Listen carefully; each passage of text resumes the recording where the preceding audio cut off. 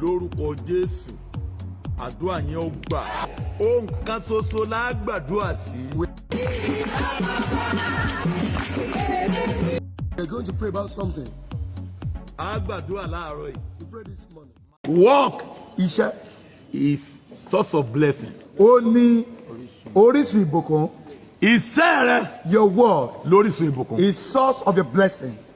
Tí iṣẹ́ bá ti kú, If work is dead, ayé ènìyàn ti kú.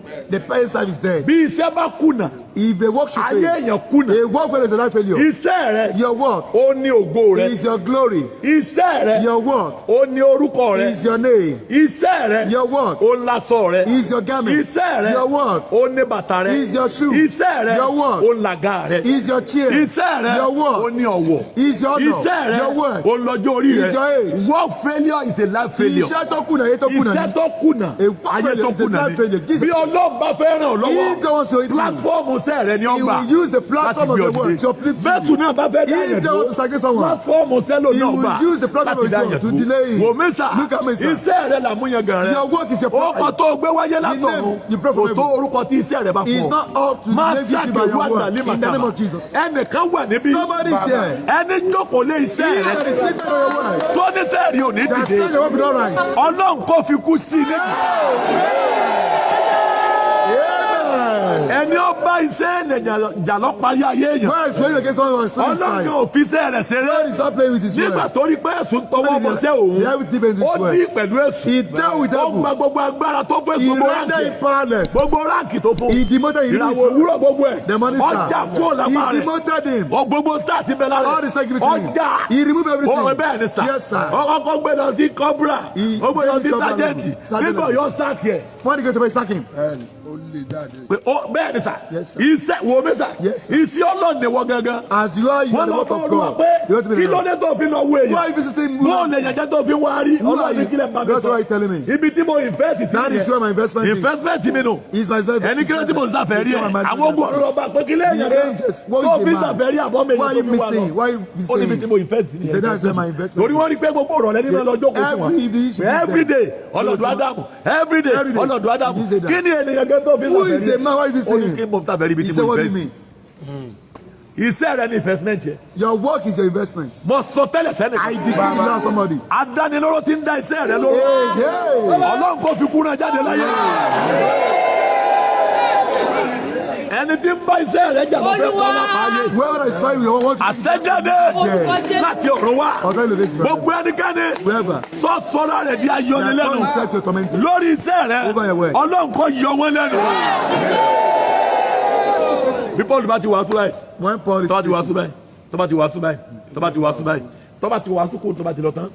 Ara àwọn ọmọ tí ń tẹ̀lé lẹ́yìn ni Alex. part of his story is Alex máa wá padà. Alex will not go Ó sì back. tó máa lọ change ọkàn àwọn èèyàn padà. I will not go and poison the heart of people, change their heart. Paul yóò tó wá dé padà yóò tó Paul will wá not go sí. back there. Alex yóò tó wá. Alex go back there.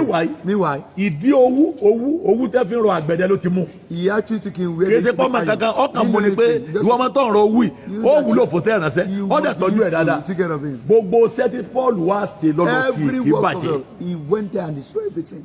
Paul wá gbọ́. Paul had of it. Paul ṣe ìgbọ́mọ́ tẹ̀yìn ọmọ sí Paul pé said nobody should lọ́wọ́ come. àwò pé Okay. ayé yìí ọgbà kóńkó sí pé. Well, he must curse him. Just Ọwọ́ let him àgbègbè curse. He called Alex. Alex àwọn èèyàn wá ń tọ́ àwọn Alex mẹ́bẹ̀ pọ̀ wọn kò Alex bẹ̀rẹ̀ no Wemere.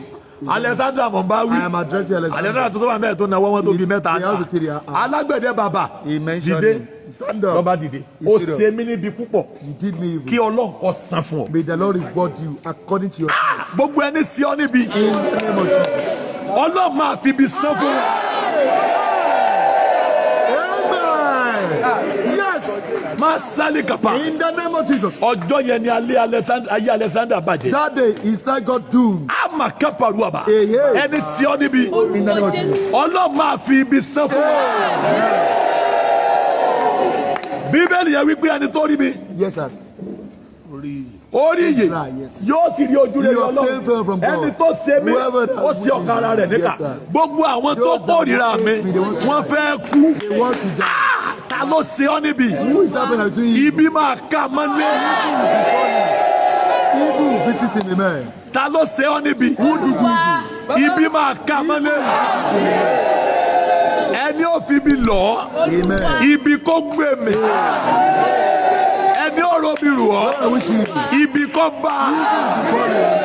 ẹni pẹ̀lú rẹ níbi In the name of Jesus. kíbi ọba gbogbo ẹni tí ń bọ ọjà láì nídìí ọlọ́run kó bá wọn jà ẹni tó ń gbógun tì ọ́ láì nídìí ọlọ́run kó gbógun tì wọ́n àwọn tí wọ́n ń bọ́rúkọ rẹ̀ rìnrìn òdì In the name of Jesus. agbára Jésù kó gbé wọn jẹ gbogbo ẹni torí rẹ̀ ràjò láti sí ọ níbi Oh, yes. kò ní tàjòdè